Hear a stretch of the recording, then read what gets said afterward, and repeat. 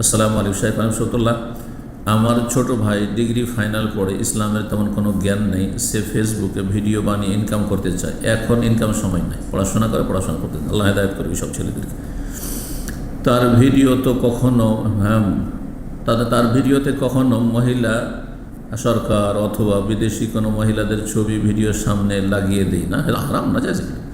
সাধারণ ভিডিও বানায়, ভিন্ন কোনো খারাপ নেই দুনিয়াবি এমন মোটিভেশনাল কথা বলতেছে, সাধারণ বক্তাদের নিয়ে কথা বলতেছে, কিন্তু ইনকাম করবে ফেসবুক গিফট আর মনিটাইজেশনের মাধ্যমে ইনকাম করবে। এটা কতটুকু হালাল? ফেসবুক থেকে ইনকাম করলে তাতে অ্যাড অবশ্যই আসবে, মনিটাইজেশন করে রাখলে তাতে অ্যাড আসবে। আর অ্যাড মানে নোংরা ছবি, অ্যাড মানে কোনো ভালো কিছু তেমন আসে না, নোংরা ছবি আসে, প্রায় মহিলাদের ছবি আসে আর অনুমুক্ত ছবি আসে। সুতরাং এই রুজি হচ্ছে হারাম নাজায়েজ, এই রুজি হালাল নাই। এই ফেসবুক থেকে ইনকাম করবে, এই রুজি হালাল নাই। কমপক্ষে শুবহাত ওমান ওয়াকাফিল শুবহাত ওয়াকাফিল হারাম, নবী সাল্লাল্লাহু আলাইহি ওয়াসাল্লাম বলছেন, যে ব্যক্তি সন্দেহপূর্ণ বিষয়ে লিপ্ত হইল, হারামও হইতে পারে আর জায়েজ হইতে পারে, সে হারামে লিপ্ত হয়ে গেল, হারামে লিপ্ত হয়ে গেল, সে হারামের বর্ডারে সে ঘুরপাক খাচ্ছে, হতে পারে বর্ডার ক্রস করে হারামে লিপ্ত হয়ে যাবে। আল্লাহ হেদায়েত দান করুন, লোভ সামলাবার তৌফিক দান করুন, এবং যেই কাজের যেটা সময় সেই সময় সেই কাজ করা তৌফিক দান করে। ছাত্র জীবনে পড়াশোনাকে গুরুত্ব দিতে হবে, কর্মজীবনে তখন কর্মঠ হইতে হবে, কিন্তু হালাল রুজি তলাশ করতে হবে, হারাম থেকে সন্দেহপূর্ণ রোজগার থেকে বেঁচে থাকতে হবে। আল্লাহ তৌফিক দান করেন। আসসালামু আলাইকুম শাইখ রহমতুল্লাহ। কোরআনে আয়াতে দাগ কাটা নাকি ঠিক না? আগে জানতাম না, কলম দিয়ে অনেক আয়াতের চিহ্ন দিয়ে রেখেছি, যেমন তারপরে বলছেন কোনো এমন জায়গায় দিয়ে রেখেছেন যে মুছতে পারছেন না, বা কলম দিয়ে রেখেছেন মুছতে পারছেন না, যেমন হবে না যা মুছতে পারছি না, গোনা হবে কি? হ্যাঁ, এটি গুনার কাজ। আপনি একটা কোরআনকে কলম দিয়ে দাগ দিয়ে আর তারপরে যেখানে সেখানে লিখে টিকা চড়িয়ে আপনি এমন করে দিবেন যে খারাপ লাগবে দেখতে আপনার পরে যে পড়বে, অথবা কোরআনটাও দেখতে খারাপ লাগছে, এটা কোরআন কারীমের অবমাননা, আল্লাহর অবমাননা, এটা কাজ করবেন না। জি, তবে পেন্সিল দিয়ে যদি হয়, যে একটু পেন্সিল দিয়ে একটু ইশারা ইঙ্গিত করেছেন, কিছু লিখেছেন, আর তারপরে সেটা মুছে দেওয়া যাবে, না মুছেও কিছুদিন পর এমনিতে মুছে যাবে পেন্সিলে। তার রহমতুল্লাহ, শিশুদের জন্মের পর থেকে 9-10 মাস পর্যন্ত যে বিভিন্ন ধরনের টিকা দেওয়া হয়, সেগুলি কি ইসলামী শরিয়া বিরোধী? জাযাকাল্লাহ খায়ের। না, মোটে বিরোধী না, টিকা দেওয়া জায়েজ, বরং এটি চিকিৎসার অন্তর্ভুক্ত। নবী সাল্লাল্লাহু আলাইহি ওয়াসাল্লাম চিকিৎসা নিতে বলেছেন, তাদাউ ইয়া ইবাদাল্লাহ, ইয়া আল্লাহর বান্দারা তোমরা চিকিৎসা নাও, অসুস্থতার জন্য রোগের চিকিৎসা গ্রহণ করো। ফাইন্নাল্লাহ লা ইউনজিলু দাআন ইল্লা আনজালা লাহু শিফাআন, যে কোনো রোগ আল্লাহ দুনিয়ায় অবতীর্ণ করেছেন, তার চিকিৎসা ওষুধের ব্যবস্থাও করেছেন। চিকিৎসা দুই রকমের, একটি হচ্ছে রোগাক্রান্ত হওয়ার পরে, আরেকটি হচ্ছে রোগে আক্রান্ত হওয়ার পূর্বে সতর্কতামূলক প্রতিরোধমূলক চিকিৎসা। টিকা হচ্ছে, ভ্যাকসিনেশন হচ্ছে প্রতিরোধমূলক চিকিৎসা, অগ্রিম ব্যবস্থা করা। এরকম রুকিয়ার বিষয়টি, ঝাড়ফুঁক করার ক্ষেত্রে যদি কেউ আশঙ্কা করে বাচ্চাদের ক্ষেত্রে, বাইরে যাচ্ছেন আপনি বাচ্চাকে নিয়ে, বদনজর লাগতে পারে, তাহলে তার জন্য রুকিয়া করে নেবেন। ওইযু কাবি কালিমাতিল্লাহি তাম্মা মিন কুল্লি শাইতানি ওয়া হাম্মা মিন কুল্লি আইনিন লামা। হ্যাঁ, বদনজরে আক্রান্ত হওয়ার পর নয়, অগ্রিম ব্যবস্থা। তো এটাও প্রমাণ করে যে চিকিৎসা যেমন রুকিয়া দুই রকমই জায়েজ, অগ্রিম প্রতিরোধমূলক, আর রোগে আক্রান্ত হওয়ার পরে রোগ দূর করার জন্য, রোগ থেকে আরোগ্যের জন্য ঠিক ওই রকমই হচ্ছে ওষুধের বিষয়টি বা টিকার বিষয়টি। বারাকাল্লাহ ফিক। টিকা নেওয়া আল্লাহর আস্থা, তাওয়াক্কুল পরিপন্থী নয়, এটা এক শ্রেণীর মোল্লারা বলে থাকে। টিকা নিয়ে আল্লাহর ভরসা হয়, টিকার ভরসা হয়, ভুল কথা এটি। জি, তাহলে তো ওষুধের ক্ষেত্রে একই কথা বলবেন, ডাক্তারের কাছে যাওয়ার ক্ষেত্রে একই কথা বলবেন না, এটা ভুল ধারণা। জি, টিকা নিতে পারেন। জি, করোনার সময় যারা টিকা বিরোধী ছিলেন তারা দিন বুঝেন না এই সমস্তিগুলো। জি, দিনের মৌলিক নীতিমালাগুলি বুঝেন না। আল্লাহ বুঝার তৌফিক দান করেন। আসসালামু আলাইকুম শাইখ রহমতুল্লাহ। আমি মক্কার হারাম থেকে 30 কিলোমিটার দূরে থাকি, আমি কোথা থেকে এহরাম বাঁধব? জি, আমার এখান থেকে আয়েশা মসজিদ 5 রিয়াল ভাড়া, না মসজিদে আয়েশা যেতে হবে আপনাকে এহরাম বাঁধার জন্য, এটা শরীয়ত সম্মত নয়। মসজিদে আয়েশা যাবেন কারা? যারা হারামের হদুদ হারামের ভিতরে আছেন, আর আপনি তো দূরে আছেন 30 কিলোমিটার দূরে, অর্থাৎ হারামের বাইরে। সুতরাং আপনি মিন হাইসু ইয়ানশি, যেখান থেকে আপনি উদ্দেশ্য করছেন, অর্থাৎ হাত্তা আহলু মক্কা মিন মক্কা, মক্কাবাসী মক্কাতে এহরাম করবে, অর্থাৎ নিজের বাড়ি থেকে। জেদ্দার লোকেরা মসজিদ আয়েশা আসবে, তারপরে এহরাম বাঁধবেন না, নিজের বাড়ি থেকে।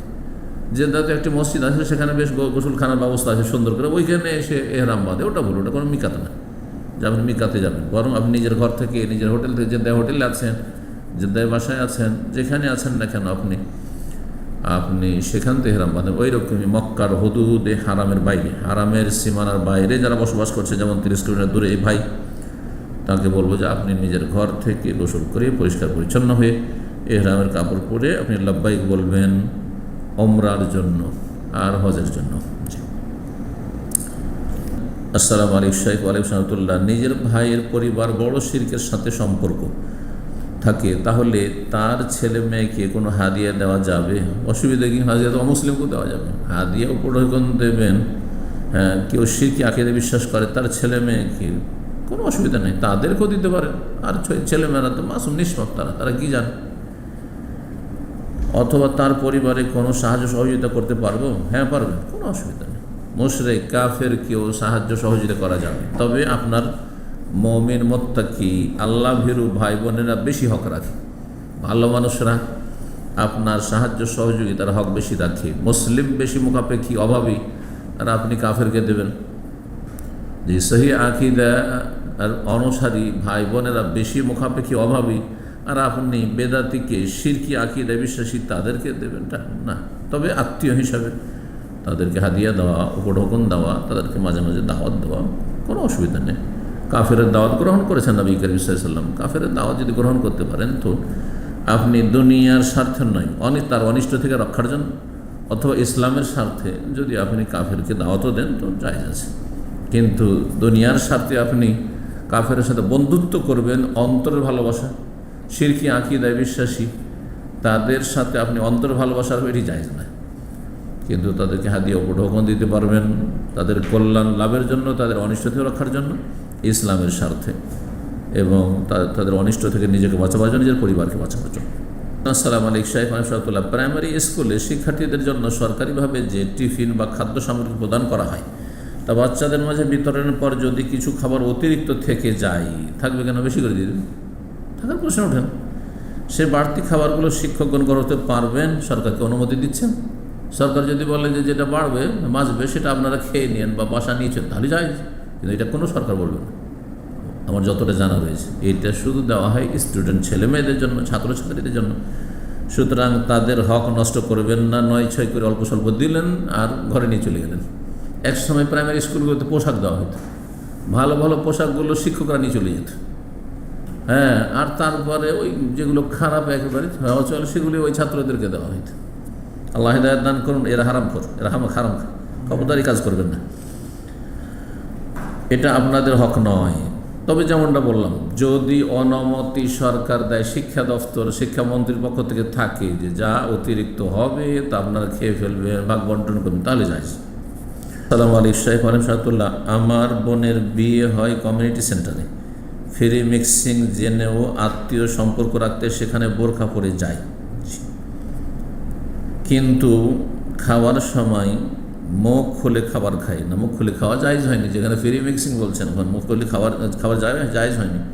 তার প্রথম কথা, আত্মীয়তার সম্পর্ক রক্ষা করার জন্য নাজায়েজ জায়গায় যেতে হবে কেন? তাদের সাথে আত্মীয় সম্পর্ক রাখা, তাদেরও তো চেষ্টা হওয়া উচিত যে আত্মীয়তার সম্পর্ক বহাল রাখবো, হ্যাঁ, ভালো মানুষের সাথে, আপনার সাথে। সুতরাং তাদেরকে বলতেন যে আপনার ফ্রি মিক্সিং করবেন না, পুরুষদের জন্য আলাদা ব্যবস্থা করেন, আর মেয়েদের জন্য আলাদা ব্যবস্থা করেন, তাহলে আসবো, নাহলে আসবো।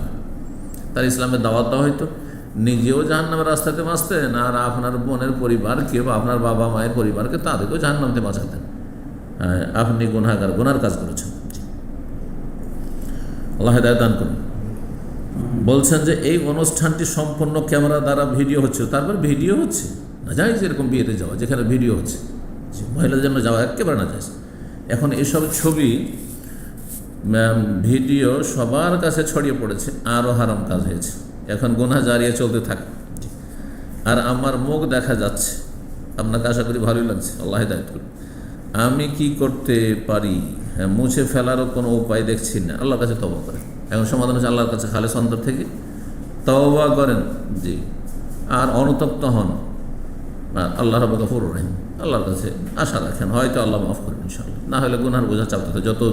যতদিন পর্যন্ত আপনার এই চেহারা খোলা আর আরও কিছু খোলা যদি থাকে, তা দেখবে যেসব মহিলারা এইভাবে বিয়ে শাদিতে ফ্রি মিক্সিংয়ে থাকে আর ভিডিও হচ্ছে আর ভিডিও প্রচার হচ্ছে, তাদের গুনাহ চলতে থাকে। তারা কবরে চলে যায়, তারপর গুনাহ চলতে থাকে। আল্লাহ হিদায়াত দান করুন। আসসালামু আলাইকুম শাইখ রাহমাতুল্লাহ। মোবাইলে যারা অশ্লীল ভিডিও দেখে আর যারা কোনো মেয়ের সাথে মোবাইলে কথা বলে আর যারা বিয়ের আগে কোনো মেয়ের সাথে শারীরিক মেলামেশা করে, এই শারীরিক মেলামেশা বলে কোনো কিছু নেই ইসলাম। জিনা ব্যভিচার করে বলতে হবে, যাতে মানুষের ঘৃণা হয়। হ্যাঁ, আর ফিজিক্যাল রিলেশন আর শারীরিক মেলামেশা এগুলো কাফেরদের কথা, এগুলো নাস্তিকদের কথা, এগুলো বেধর্মীদের কথা, বেদিনদের কথা। এই কথায় জেনার মতো নোংরামিকে, অশ্লীলতাকে হালকা করে দেওয়া হচ্ছে, রুচিকর করে দেওয়া হচ্ছে, রুচিকর করে দেওয়া হচ্ছে। যে কোনো নামকে যদি খুব ভালোভাবে বলেন, হারাম নোংরা জিনিসকে যদি বলেন, এখন শুকুরের মাংস, কুকুরের মাংসকে যদি এমন কিছু বলেন যেটা বুঝে না, সাধারণ মূর্খ লোকেরা, হামবার্গার বুঝে না, বুঝেন না, ও খেয়ে ফেলছে, আমি হামবার্গার খেয়েছি। আরে কেউ বিফ বার্গারও খাচ্ছে, অনেকে মুসলিম দেশগুলোতে বার্গার খাচ্ছে বা বিফ বার্গার খাচ্ছে, চিকেন বার্গার, কিন্তু বলছে আমি হামবার্গার খাচ্ছি। ও জানে না যে আমি কি বললাম, হামবার্গার মানে শুকুরের গোস্ত দেওয়া বার্গার। সুতরাং এমন কোনো ভাষা বলা যাবে না, এটা শরীয়তের একটি বিধান মনে রাখেন, যেই ভাষায় অপরাধকে বা নোংরামিকে হালকা করে দেওয়া হয়। এই জন্য বেশ্যাকে জানিয়া জেনাকারিনী বলেন, বেশ্যা বলেন, পতিতা বলেন, কিন্তু যৌনকর্মী বলবেন এটা হারাম, চাইছে না, যৌনকর্মী না তারা। যে নামগুলি বললে হ্যাঁ মুসলিম সমাজের ঘৃণা হয়, পাপ এবং পাপীকে ঘৃণা করে মানুষ, কিন্তু যৌনকর্মী, হ্যাঁ, তো ওই রকম অন্য অন্য কর্মীদের মতো, শ্রমিক যেমন হয়, অন্য অন্য আরও মেলা কর্মী আছে, ঠিক তেমন ইও এক কর্মী না, মোটেই না। এগুলি ইসলামের দুশ্মনদের পরিভাষা, এগুলো পরিত্যাগ করা ফরজ, গুনাহ হবে সব ভাষা বললে। আল্লাহ হিদায়াত দান করুন। এখন এর প্রশ্নটা এখনও আমরা পুরো করিনি। বলছেন যে এ সবই কি কাবিরা গুনাহ? মোবাইলে যারা অশ্লীল ভিডিও দেখে, যদি সেটা কন্টিনিউ দেখতে থাকে, দেখতেই আছে, প্রতিদিন দেখতে আছে, ধর হ্যাঁ সপ্তাহের পর সপ্তাহে দেখতে আছে, তাহলে কাবিরা গুনাহ, তাহলে কাবিরা গুনাহ। একেবারে যদি হ্যাঁ নগ্ন ছবি দেখে, পর্নোগ্রাফি দেখে, ব্লু ফিল্ম দেখে, তাহলে কাবিরা গুনাহ। কিন্তু ধরেন চেহারা খোলা আছে, মাথা খোলা আছে, দেখছে, যেমন আজকাল অনেকে খবর পড়ছে টিভিতে মহিলারা, আর তাদের খবর শুনছেন, আপনি ইউটিউবে দেখছেন, এটা একটু যদি হয় মাঝে মধ্যে, সাগিরা গুনাহ বলা যেতে পারে। কিন্তু সেটা যখন কন্টিনিউ চলতে থাকবে, সেটাও কাবিরা হবে। এখন এই অশ্লীল ভিডিওর ধরনটাকে দেখতে হবে। যদি একদম দেখেন নগ্ন যৌনতা চলছে, নোংরামি চলছে, আর দেখছেন আপনি ব্লু ফিল্ম দেখছেন, তাহলে কাবিরা গুনাহ, একবার দেখলো কাবিরা গুনাহ। কোনো মেয়ের সাথে মোবাইলে কথা বলা, সেটা যদি একবার হয়, বেগানা মহিলার সাথে কথা বলেছে আর একটু তার সাথে একটু রসিকতা করেছে, তাহলে সাগিরা গুনাহ হয়তো, হ্যাঁ, কথার জেনা, অন্তরে জেনা হয়েছে, যেমন সহিহ বুখারীর হাদিসে রয়েছে। কিন্তু সেটা যদি চলতেই থাকে, দিনের পর দিন চলতেই আছে, হ্যাঁ, প্রেম আলাপ চলতেই আছে, তাহলে কাবিরা গুনাহ, কাবিরা গুনাহ তার। আর তারপরে বলছেন যে শারীরিক সম্পর্ক, অর্থাৎ জেনা, জেনা কাবিরা গুনাহ, জেনা ব্যভিচার কাবিরা গুনাহ। ওয়ালা তাকরাবুজ জেনা, জেনা ব্যভিচারের কাছে যেও না। জেনা ব্যভিচারে লিপ্ত হওয়া বড় জেনা, আর কাছে যাওয়া মানে জেনার সাথে সম্পর্কিত, জেনার পূর্বে যা কিছু হয়ে থাকে সবগুলি হারাম, সবগুলি নাজায়েজ। কিছু সাগীরা আছে, কিছু কাবিরা আছে, কাবিরার উপর কিছু আকবরুল কাবায়ের আছে। সব কাবিরা একই রকমের কাবিরা নয়, জি, সবগুলি কাবিরা একই রকমের নয়, জি, ঠিক ওই রকমই। আল্লাহ বোঝার তৌফিক দান করেন, এবং কাবিরা হোক আর সাগীরা হোক, আপনাকে আমাকে আল্লাহ যেন পুরোপুরি বেঁচে থাকার তৌফিক দান করেন। যাদের দ্বারা ভুল ভ্রান্তি হয়ে গেছে, তওবা করে ফিরে আসার তৌফিক দান করে, খালেস করে। ও সবাই কি ব্যভিচার? হ্যাঁ, ব্যভিচার সবাই। ইন্নাল্লাহ কাতাবা আলা ইবনি আদম হাজ্জাহু মিনাজ জিনা, ইউদরিকুহু লা মুহালা, সহিহ বুখারী হাদিস। আল্লাহ প্রতিটি মানুষের উপর জেনার ব্যভিচারের একটা অংশ লিখে রেখেছেন, সেটাতে সে লিপ্ত হবেই হবে, তাকদীরের লিখনই আছে, লেখা আছে। তারপর নবী সাল্লাল্লাহু আলাইহি ওয়াসাল্লাম বলছেন জেনাল আইনে, চোখের জেনা, চোখের জেনা একবার দুইবার যদি হয়, হ্যাঁ, ইচ্ছাকৃত তো সাকিরা গুনাহ, অনিচ্ছাকৃত হলে গুনাহই নাই। হঠাৎ করে সামনে একজন মহিলা চলে এসছে, অথবা বাতাসে তার শরীরে কাপড় উঠে গেছে, নজর পড়েছে, আপনি সাথে সাথে নজর ফিরিয়ে নিয়েছেন, তো গুনাহই নয়, সাকিরাও নয়। কিন্তু বারবার দেখতে আছেন, হ্যাঁ, প্রতিদিন দেখতে আছেন, হ্যাঁ, দিনের পর দিন দেখতে আছেন আপনি, জেনা আন্নাজরও দেখা, তাকানো হচ্ছে জেনা চোখের। জেনাল কলবে, নবী সাল্লাল্লাহু আলাইহি ওয়াসাল্লাম বলেছেন হৃদয়ের জেনা, মনের জেনা হচ্ছে নাফস তাতামান্না ওয়া তাশতাহি, কামনা বাসনা, চাওয়া পাওয়া, যদি পেতাম, যদি যোগাযোগ হয়ে যেত।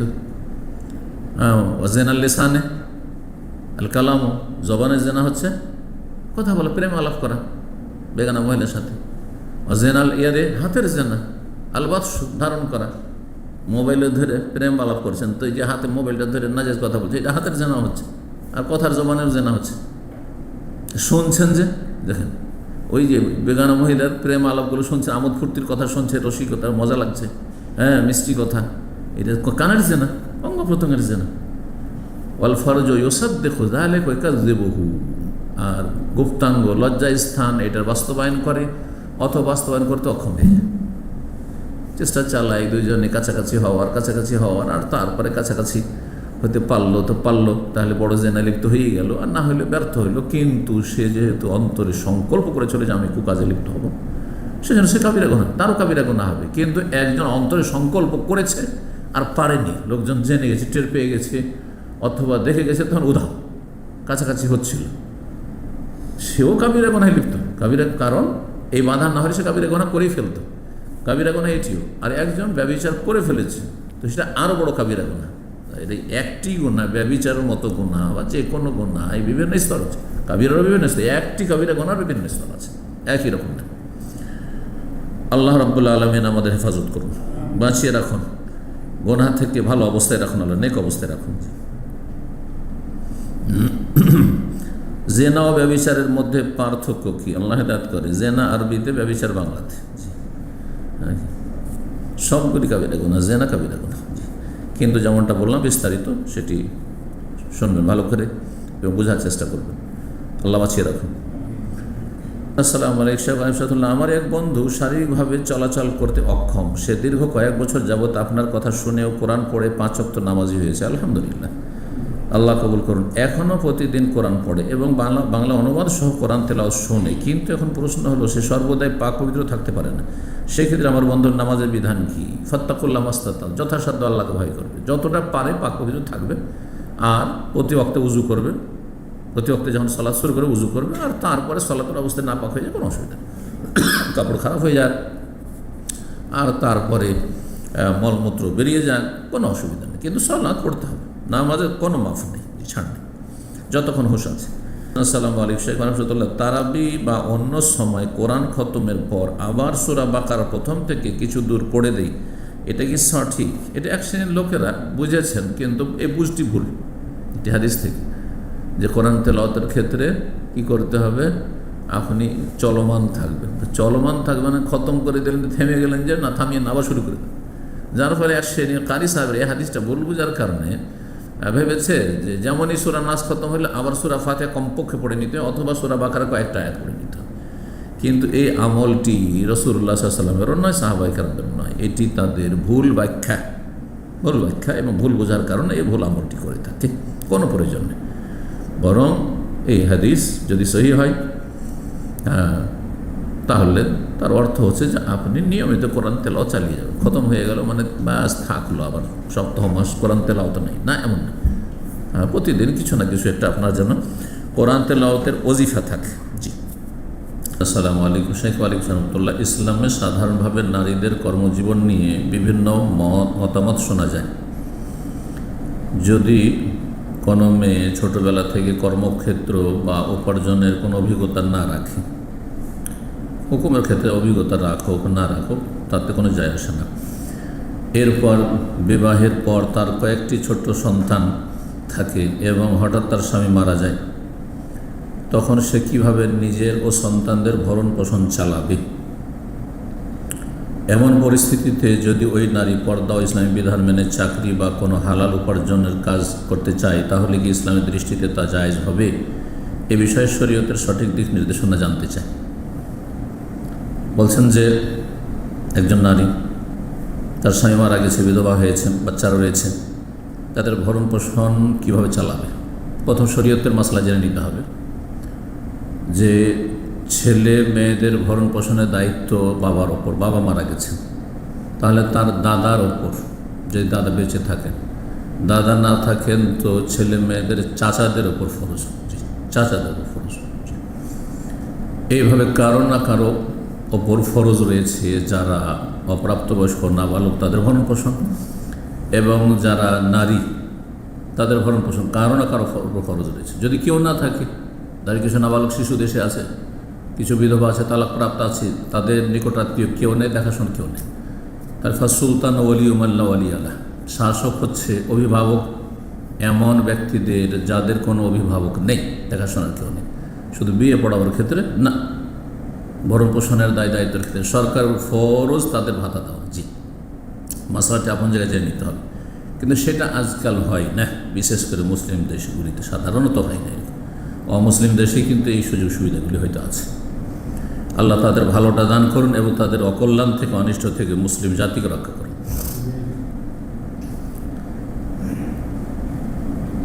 এমন পরিস্থিতি যদি ওই নারী পর্দা ও ইসলামী বিধান মেনে চাকরি বা অন্য কোনো হালাল উপার্জন করতে চায়, তাহলে কি ইসলামের দৃষ্টিতে তা জায়েজ হবে? হ্যাঁ, জায়েজ, জায়েজ। ইসলামে মহিলাদের চাকরি করতে, উপার্জন করতে বাধা নেই, কিন্তু তার জন্য বেশ কিছু শর্ত রয়েছে। প্রথম শর্ত হচ্ছে যে ইসলামের বিধিবিধান মেনে চলতে হবে। ইসলামের বিধিবিধানে বিভিন্ন দিক রয়েছে। কর্মক্ষেত্রে শুধু মহিলারা আছে, মহিলা মাদ্রাসা, মহিলা স্কুল, গার্লস কলেজ, হ্যাঁ, কোনো অসুবিধা নেই, কোনো অসুবিধা নেই। শুধু মহিলারা কাজ করে, গার্মেন্টস, শুধু মহিলা যদি কাজ করে তো জায়েজ। কিন্তু আপনার অনইসলামিক পরিবেশ তৈরি করে রাখছেন, এর জন্য দায়িত্বশীল গুনাহগার। কেন গার্মেন্টসের ছেলেমেয়েরা একসাথে চাকরি করে? গার্মেন্টস হবে শুধু ছেলেদের তো ছেলেদের, মেয়েদের তো মেয়েদের, কোনো অসুবিধা নেই। স্কুল হবে, কলেজ হবে, ইউনিভার্সিটি হবে, যে কোনো সাবজেক্ট দিন দুনিয়ার লেখাপড়া করবে, শুধু মেয়েরাই লেখাপড়া করবে, ছেলেরা লেখাপড়া, যেমন সৌদি আরবে আছে আলহামদুলিল্লাহ। এটা হচ্ছে ইসলাম। এরকম যদি থাকে, অথবা বাড়িতে বসে যদি উপার্জন করে, বাড়িতে বসে টেলারি করে, বাড়িতে বসে হাতে বিভিন্ন কাজ করে, কোনো অসুবিধা নেই উপার্জন করতে। হ্যাঁ, বাড়ি ভালো ভালো খাবার তৈরি করছে আর তারপরে সাপ্লাই দিচ্ছে, কোনো অসুবিধা নেই। বিভিন্ন জায়গায় এমনটা করছে মানুষ। মহিলাদের উপার্জন করা নিষেধ শরীয়তে মোটেই নয়, এমনকি চাকরি করার নিষেধ নেই, কিন্তু সেখানে যে শরীয়তের বাধা থাকে, নারী পুরুষ একসাথে চাকরি করছে, হারাম। সেখানে কারোর সাথে নির্জনতা অবলম্বন করতে হচ্ছে। হ্যাঁ, যে ম্যানেজার রয়েছে, দায়িত্বশীল রয়েছে, মালিক রয়েছে, তার সাথে নির্জনের দেখা সাক্ষাৎ করতে হচ্ছে, কথা বলতে হচ্ছে। হ্যাঁ, তাহলে পর্দা বিঘ্নিত হচ্ছে, তখন হারাম।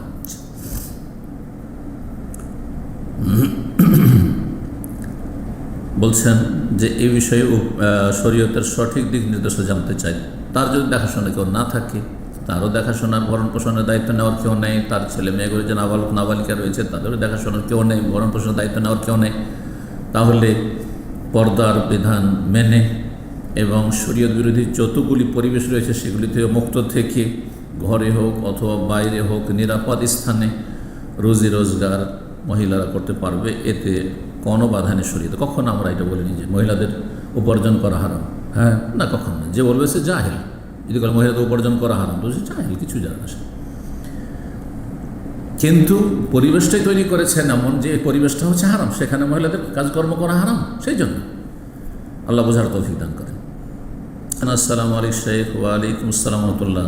বলছেন যে এটা আমার পার্সোনাল প্রশ্ন। আমার দেশি মুরগির খামার রয়েছে, তো আমি এগুলোকে রোগ যাতে না ধরে বা অসুস্থ হওয়ার আগে ভ্যাকসিন করাতে চাই। ভ্যাকসিন মানে রোগ প্রতিরোধ ক্ষমতা বাড়ানো, যাতে রোগ আসলে পরে সার্ভাইভ করতে পারে। তাই রোগ আসার আগে ভ্যাকসিন করা যাবে কি? যাবে, কোনো অসুবিধা নেই। রোগ থেকে আত্মরক্ষার জন্য একটা হচ্ছে রোগ আসার পূর্বে সতর্কতা অবলম্বন করা, যেমন আপনার ওজন বেড়ে যাচ্ছে তাহলে খাবার দাবারকে কন্ট্রোল করা, সুগার বেড়ে যাচ্ছে তাহলে সুগার জাতীয় খাবার ছেড়ে দেওয়া, আপনার প্রেশার বেড়ে যাচ্ছে, যেগুলিতে প্রেশার বাড়ে, লবণে প্রেশার বাড়ে তো গরুর গোস্তে প্রেশার বাড়ে, লম্বা রেড মিটে বাড়ে, তো এগুলো ছেড়ে ইত্যাদি ইত্যাদি, ফ্যাট জাতীয় ছেড়ে দাও, কোলেস্ট্রল চর্বি হয়ে গেছে, এই হয়েছে সে হয়েছে, যেগুলো যাতে ক্ষতি করে।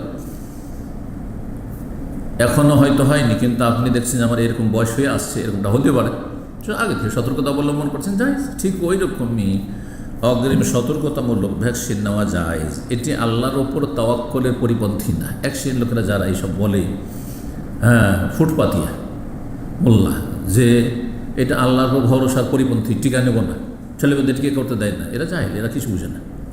জায়েজ রয়েছে, অগ্রিম সতর্কতামূলক ব্যবস্থা নেওয়া জায়েজ, আর রোগে আক্রান্ত হওয়ার পরে চিকিৎসা করাও জায়েজ। জি, চিকিৎসা দুই রকমের। জি, দাদা ওই আইবাদ আল্লাহ বলছেন, হে আল্লাহর বান্দারা তোমরা চিকিৎসা গ্রহণ করো। চিকিৎসা গ্রহণ, একটা হচ্ছে রোগ আক্রান্ত হওয়ার পূর্বে সতর্কতামূলক অগ্রিম ব্যবস্থা নেওয়া, একটা হচ্ছে রোগে আক্রান্ত হওয়ার পরে। ফাইনাল্লাহ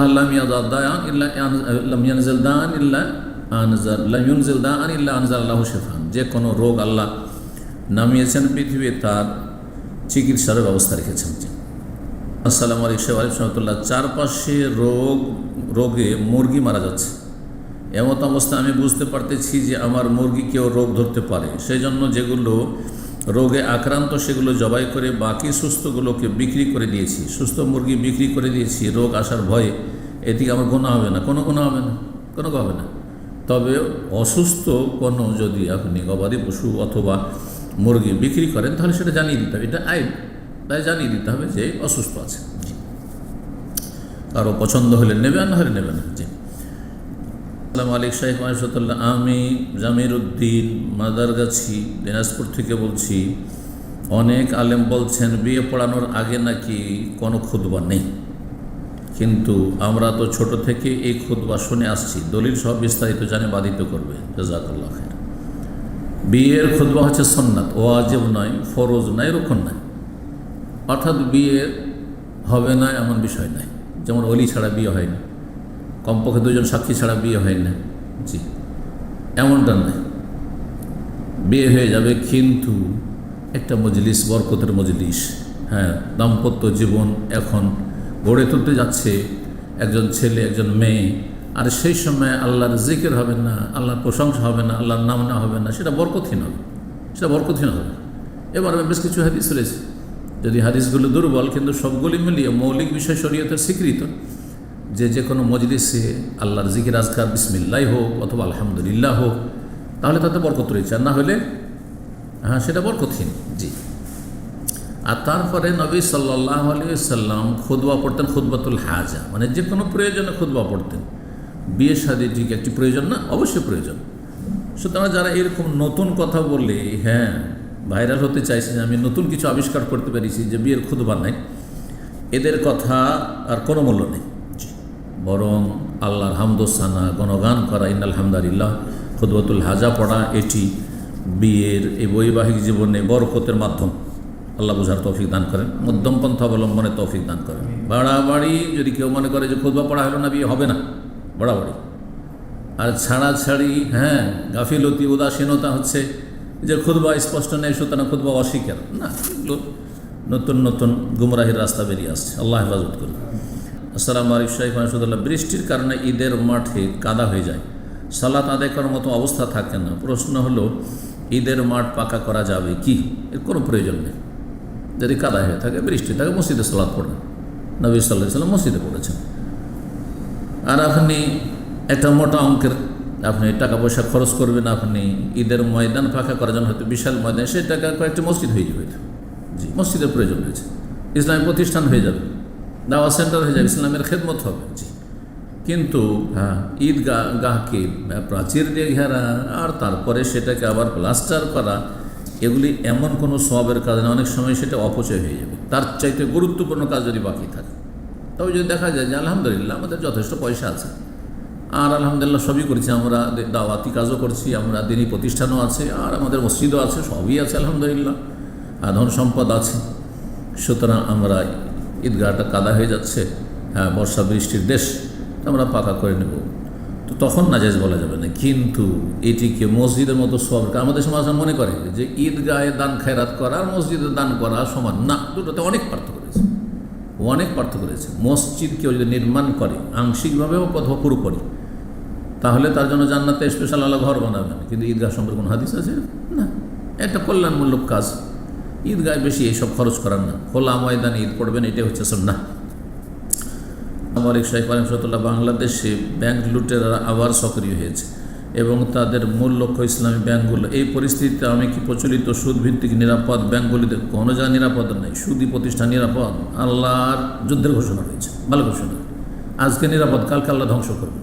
আর দেশে বিশ্বে আল্লাহর আজাব এই জন্যে, আল্লাহর আজাব, জি, আসমানি জমিনি আজাব, আপোষে লড়িয়ে দেওয়ার আজাব, জালেমকে চাপিয়ে দেওয়ার আজাব, সব এগুলি হচ্ছে আরাম জীবনযাপনের কারণে। তো এই ব্যাংকগুলোতে টাকা রাখতে পারি, যদি সেখান থেকে সুদ আসে তা গরিবদের দিয়ে দেব, মুক্ত হওয়ার জন্য দেবেন। এটা মনে করেন যে এটা দান সাদকার মতো নাকি, হারাম দিয়ে কোনো দান নেকি হয় না। হারাম থেকে মুক্ত হওয়ার জন্য একবার অসহায়দেরকে দেবেন, যাদের একেবারে কিছু নেই। নিশ্চয় উল্লেখ্য, জমি কিনে রাখার মতো অত টাকা নেই, স্বর্ণ ঘরে রাখা নিরাপদ নয়। যদি পরিস্থিতি এরকমই হয় যে কোনো ভালো জায়গায় আমানত রাখার সুযোগ পাচ্ছে না, ইসলামিক ব্যাংক নিরাপদ নয় মনে করছেন, তাহলে সুদী ব্যাংকে রাখতে পারবেন সাময়িক, জি, আয় উপার্জনের জন্য নয়। আর এই ক্ষেত্রে কারেন্ট অ্যাকাউন্টে রাখেন, এটা বেশি ভালো, তাহলে আর সুদ আসবেই না, সুদ আসবে না। কিন্তু যদি আপনার কিছু সুদ আসে, তাহলে সুদী প্রতিষ্ঠান রেখে দেবেন না, না হলে এই সুদখোর যারা এই সুদী প্রতিষ্ঠানে চাকরি করে, তারা এই হারামকে আল্লাহর অসন্তুষ্টির কাজ ব্যবহার করবে, গুনার কাজ ব্যবহার করবে। কাফেররা ইসলামের বিরুদ্ধে সেই টাকাকে ব্যবহার করবে। সুতরাং কখনো সুদের টাকা সুদী ব্যাংকে যদি রাখতেই হয় নিজের টাকা, তাহলে সেখানে ছেড়ে দেবেন না, উঠিয়ে নিয়ে মুক্ত হওয়ার জন্য দান খেরাত করে দেবেন। আমার ইশাই করে শাহুল্লাহ, আমরা মেয়েরা তো চাইলেও বাবা মাকে আর্থিকভাবে সহায়তা করতে পারি না, তাদের প্রয়োজন থাকলেও এতে স্বামীর সাথে সমস্যা হতে পারে। স্বামীর সম্পদ খরচ করলে স্বামীর সাথে সমস্যা হবে, নিজের সম্পদ খরচ করলে কোনো সমস্যা নেই, এবং জানাবেনও না আমার কাছে কি আছে না আছে, আমি কি দিচ্ছি না দিচ্ছি আমার বাবাকে, আপনার পয়সা দিচ্ছেন। আমাদের কি করণীয় বাবা মায়ের জন্য? হ্যাঁ, কিন্তু স্বামীর সম্পদ থেকে যদি বাবা মাকে দিতে হয়, তাহলে তাদের অনুমতি সম্মতি নিয়ে দিতে পারবেন। আর যতটা আপনার শক্তি সামর্থ্য আছে ততটা আপনি পাশে থাকবেন। কিন্তু মেয়েদের দায়িত্ব নেই যে বৃদ্ধ বাবা মায়ের ভরণ পোষণ চালাতে হবে, কোনো দায়িত্ব নেই, বিবাহিত হোক কত অবিবাহিত। আসসালামু আলাইকুম শাইখ ওয়ালাইকুম সালামতুল্লাহ। বাংলাদেশের এক বড় আলেম বলছে যে শুধু জুমার নামাজ পড়ে সে কাফের নয়। যে বলেছে সে শিথিলপন্থী। জি, কিছু কিছু মযহাবে এই ফতোয়া রয়েছে যে নামাজ না পড়লেও কাফের বলা যাবে, নামাজ না পড়লেও, জুমা কেন, নামাজ না পড়লেও কাফের বলা যাবে না, অন্য কোনো আমল থাকলেই হবে। কিন্তু এরা শিথিলপন্থী, এদের ফতোয়া মরজিয়াদের দিকে চলে যাচ্ছে।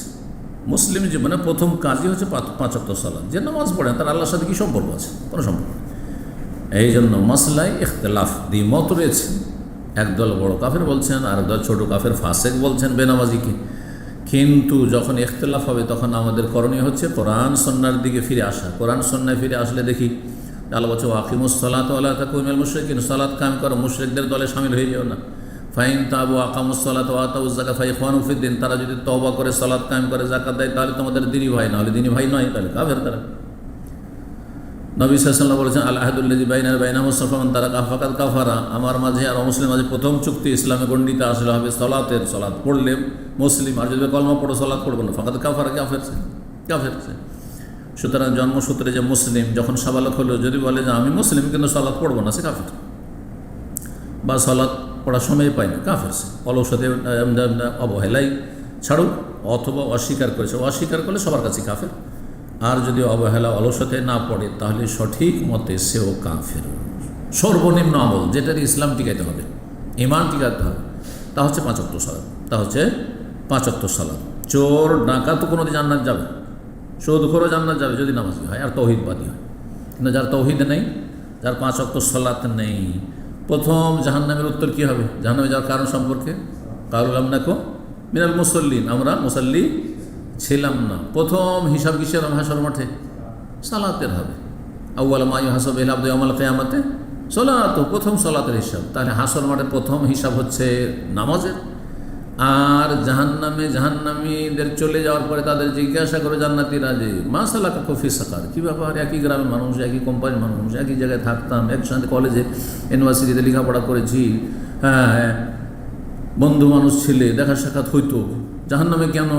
বলবে লাম নাকুম মিনাল মুসাল্লিন, বলবেন না আমরা সুদখোর ছিলাম, ঘুষখোর ছিলাম, চোর ছিলাম, ডাকাত ছিলাম, খুনি ছিলাম, জেনাকারী ছিলাম, মদখোর ছিলাম, এসব বলবে না। ওগুলো পরে, ওগুলোর জন্য জাহান্নামে যেতে হবে।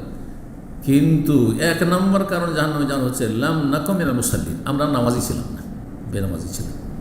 আর যে 5 ওয়াক্ত নামাজ পড়ে না, শুধু জুম্মা পড়ে, তাকে কেউ নামাজি বলে না, বেনামাজিও নামাজি বলে না তাকে। বেনামাজিও তাকে বলে যে বেনামাজি, আমি বেনামাজি, কারণ আমি জুম্মা পড়ি শুধু। জি, আল্লাহ বোঝার তৌফিক দান করেন। বলছেন যে তিনি বলেছেন যে কাফের নয়, বড় গুনাহগার, ভুল ফতোয়া দিয়েছেন। জি, এর জন্য যারা বিভ্রান্ত হবে এই ঢিলা ফতোয়ার জন্য তাদের গুনার বোঝা নিয়ে যাবেন। আপনি বলেছেন কাফের, স্পষ্ট করা হাদিস দিয়ে ব্যাখ্যা করেন। ব্যাখ্যা করলাম আর পড়তে বলছি কি হুকম তারিক সালাহ, আল্লামা ইমাম শেখ মোহাম্মদ বিন সালেহ হুসাইন রাহিমাহুল্লাহর কিতাব, বাংলায় অনুবাদ আমি প্রথম করেছি এবং লক্ষ লক্ষ কপি ছেপেছে এবং বিতরণ হয়েছে সৌদি আরব থেকে এবং আরবের অন্যান্য দেশ থেকে। এই কিতাবটি অবশ্যই পড়বেন, তাতে কোরআন হাদিসের সব দলিল মজুদ রয়েছে। আল্লাহ বোঝার তৌফিক দান করেন।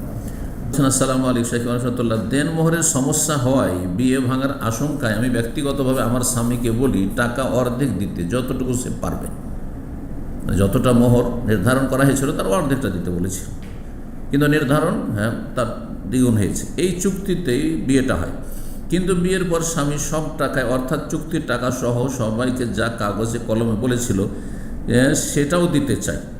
মাশাআল্লাহ, আপনাকে ভালোবেসেছে, দিতে চেয়েছে, খুব ভালো। এবং আমি বলি সব টাকায় মাফ করলাম। এই যে বেশি ভালোবাসা হিতে বিপরীত হয়ে যায়।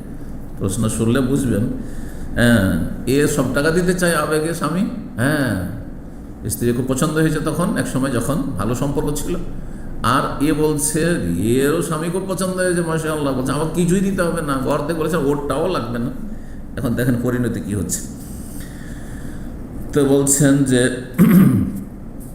কিন্তু আন্তরিকভাবে আমি মাফ করিনি, আমি চাই এখন সম্পর্ক খারাপ হয়েছে, বুঝতে পারলেন, এখন সম্পর্কের অবনতি ঘটেছে, টানা পড়া শুরু হয়েছে, এখন সবটাই চাই করে ফুল, ওই যে হাফ বলেছেন ওটাও না। এখন কি আমি চুক্তির টাকাটাও নিতে পারবো, যেহেতু এই চুক্তিতে বিয়ে হয় এবং পরবর্তীতে স্বামী দিতেও চায় কিন্তু দেয় না, এখন সেই চুক্তির টাকাটা কি নেওয়া যাবে?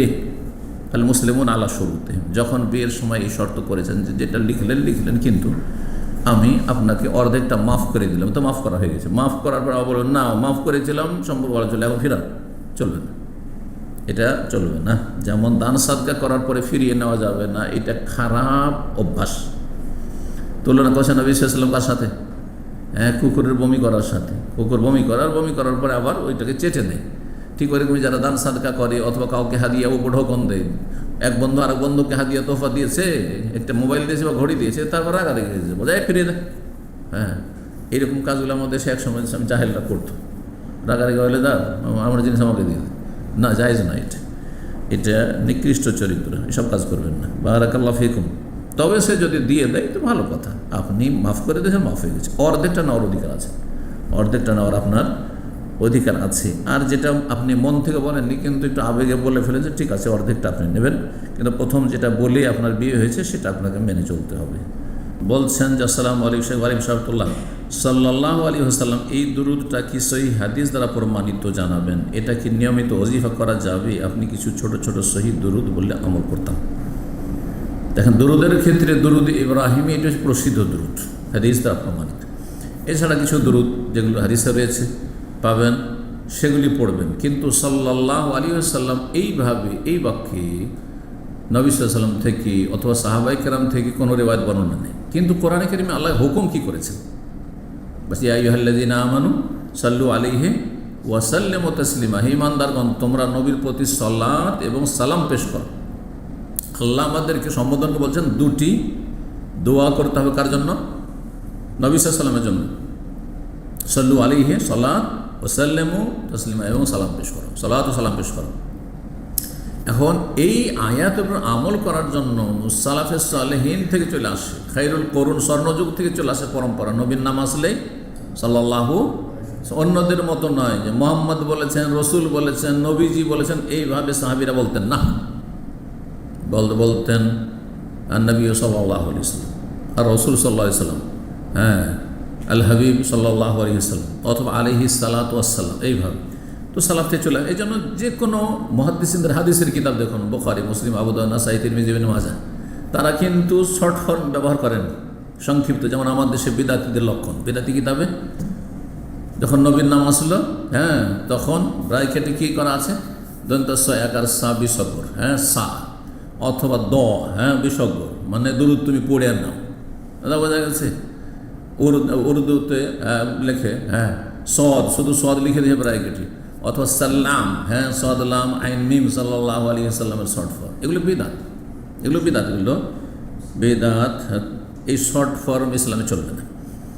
সাল্লাল্লাহু আলাইহি ওয়াসাল্লাম প্রত্যেকটি হাদিস কত কালি খরচ হয়েছে অভাবের যুগে, এবং কত মেহনত পরিশ্রম হয়েছে লিখতে প্রত্যেকটি হাদিসে সাল্লাল্লাহু আলাইহি ওয়াসাল্লাম। যখন কিতাবগুলো ছেপেছে প্রিন্ট হয়ে প্রেসে, তখন সাল্লাল্লাহু আলাইহি ওয়াসাল্লাম আসেনি, বরং যখন থেকে পাণ্ডুলিপি লেখা হয়েছে, ইমাম বুখারী আমরা প্রথম লিখেছেন কালা নবী সাল্লাল্লাহু আলাইহি ওয়াসাল্লাম, কালা রাসূলুল্লাহ সাল্লাল্লাহু আলাইহি ওয়াসাল্লাম, পাণ্ডুলিপিতে পাবেন। প্রত্যেক লেখক, মুহাদ্দিসিন কেরাম হোক আর ফুকাহা কেরাম হোক, নবীর নামের সাথে সাল্লাল্লাহু আলাইহি ওয়াসাল্লাম। তাহলে এটা স্বর্ণযুগ থেকে চলে আসছে। সুতরাং এটা হাদিসে না থাকলেও আল্লাহর আদেশের উপরে আমল করতে গিয়ে সালাফগণ এইভাবে পরম্পরা আমল করে এসেছেন, আর আজ পর্যন্ত এরকম আমল চলে আসছে। সুতরাং সাল্লাল্লাহু আলাইহি ওয়াসাল্লাম বলেন নবীর নাম আসলে, অথবা আল্লাহুম্মা সাল্লি ওয়া সাল্লিম, হ্যাঁ, আলাইহি ওয়া বারিক আলাইহি, আরও বাড়ান, ওয়া আনইম আলাইহি, যদি বাড়ান আরও ভালো, অথবা আলাইহি সালাতু ওয়াস সালাম বলেন, জায়েজ